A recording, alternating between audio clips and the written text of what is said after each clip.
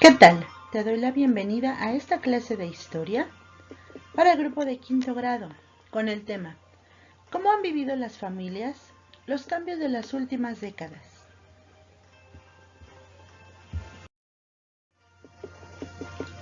La situación económica en el país y la apertura comercial estaba relacionada a una crisis económica que se caracterizaba por el desempleo, el cierre de empresas y el aumento de los precios de los productos que consumimos. Nuestro país entró en una crisis económica muy fuerte después de la caída de los precios del petróleo a nivel mundial. Un endeudamiento que se produjo por los préstamos invertidos en la industria petrolera. Esto hizo que entre 1976 y 1985 la deuda externa, es decir, el dinero que nuestro país debía a los bancos de otros países, aumentara de 23.000 millones de dólares a 96.000 millones. Causó devaluaciones de la moneda, o sea, el peso perdió su valor con respecto al dólar.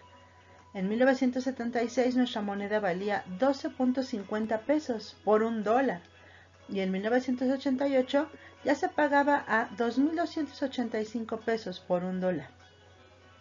Otro efecto de la crisis fue el aumento de la inflación, pues los precios de los productos y servicios subieron excesivamente, no solo en México, sino en el mundo.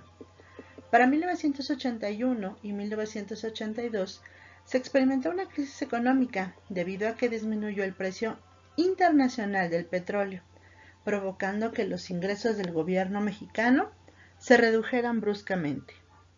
Para nuestro país ha sido una situación que ha afectado la parte económica y que ha disminuido el incremento económico para las situaciones de la banca mexicana.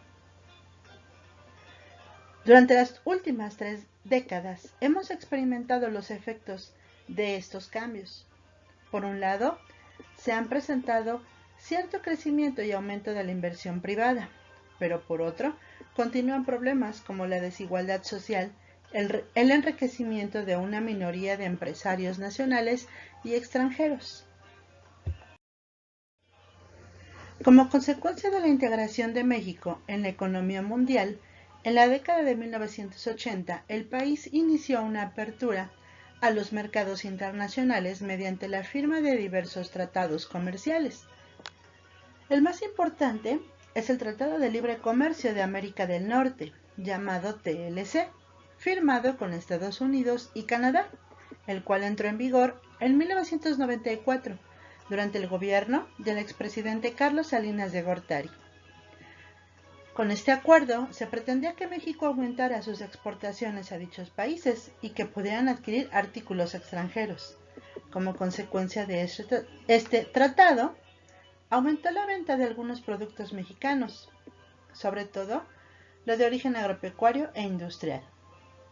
Además, el TLC firmaba tratados de libre comercio con la Unión Europea y países como Chile, Guatemala y Venezuela. La expansión urbana, desigualdad y protestas sociales del campo y la ciudad. A inicios de la década de 1970, debido a la crisis económica que vivía nuestro país, mucha gente buscó mejorar su situación emigrando a las ciudades. Las zonas urbanas crecieron de manera acelerada, aumentaron los asentamientos irregulares y la demanda de viviendas. Servicios públicos como el agua, luz y drenaje fueron los que más demandaban las personas y se fue generando el problema de la sobreexplotación por la falta de empleo, la contaminación, obviamente la pobreza, el hambre y la desnutrición, entre otros sucesos para nuestro país. Esta situación se refleja en que gran parte de la población tiene limitado acceso a la educación, a la alimentación, a la vivienda y la salud.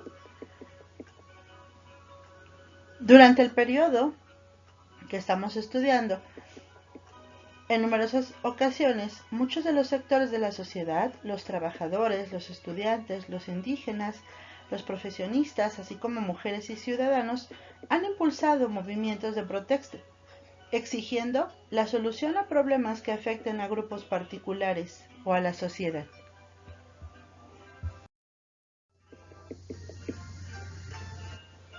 La organización de la sociedad civil, la OSC, con el fin de promover la defensa de los derechos humanos, los derechos de los animales y la protección del medio ambiente, fueron las encargadas de formar grupos que defendieran a las sociedades.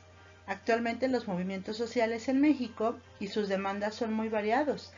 Algunos grupos exigen el respeto a los pueblos indígenas, a la diversidad sexual y a la equidad de género, pidiendo mejores condiciones de trabajo, igualdad de derechos o acciones más enérgicas en contra de la violencia y el crimen. Algunas de sus propuestas han encontrado cabida dentro del sistema de leyes en México y se ha impulsado la defensa de sus peticiones. Es importante que consideres esa información como la base de lo que actualmente tenemos en nuestro país y el por qué surgen varias protestas, demandas, cuando no hay un trato igualitario.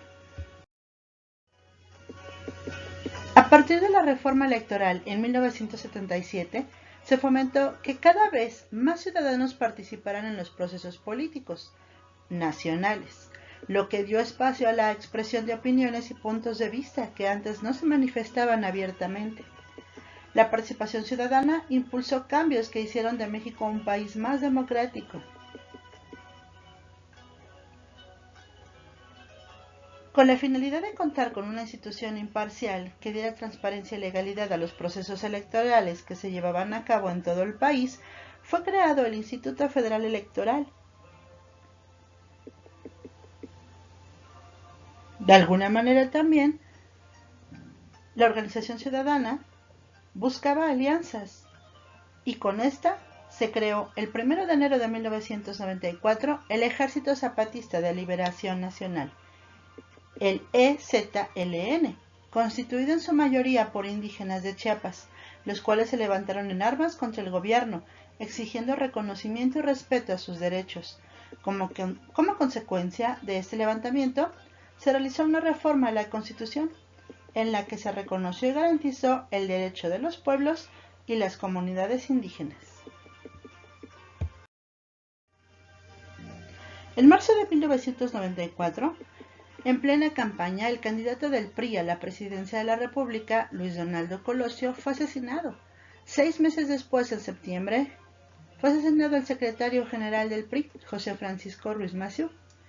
Ambos homicidios cimbraron el país. Las reformas políticas de fondo se hicieron más urgentes. En 1996 se llevó a cabo una nueva reforma electoral que le dio autonomía al IFE. Esto significaba que el gobierno federal no tendría el control de las elecciones, sino que serán dirigidos por ciudadanos que no militaran en los partidos políticos.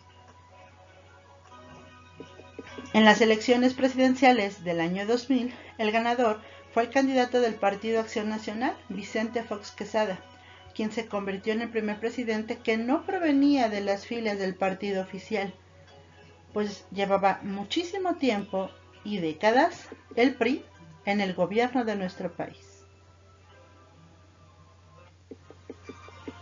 Este proceso democrático reflejó a través del voto de manera continua con la presidencia de Felipe Calderón, quien culminó su mandato en el 2012. A partir de este año y hasta 2018, Enrique Peña Nieto, del PRI, ejerció el periodo presidencial y en el 2018 fue elegido presidente Andrés Manuel López Obrador. Las primeras décadas del siglo XXI han registrado en México muchísimos movimientos que han dejado a nuestro país cambios importantes y considerables. Además de su importancia para la vida política del país, la participación ciudadana abarca otros aspectos de la vida social, tales como la defensa de los derechos humanos, los derechos de los niños y de la mujer. El respeto a la ley hará de México un país desarrollado. y aprender a ser buenos ciudadanos, pagar impuestos, votar y al mismo tiempo exigir nuestros derechos y cumplir nuestras obligaciones, convertirá a nuestro país en un país de gran desarrollo. Analizar la historia de nuestro país está en tus manos.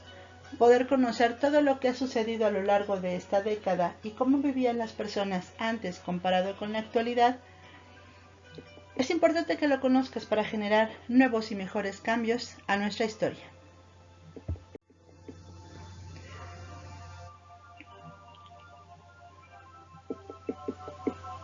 Las actividades de las cuales deberás enviar evidencias se colocan a continuación. Recuerda enviarlas vía correo electrónico.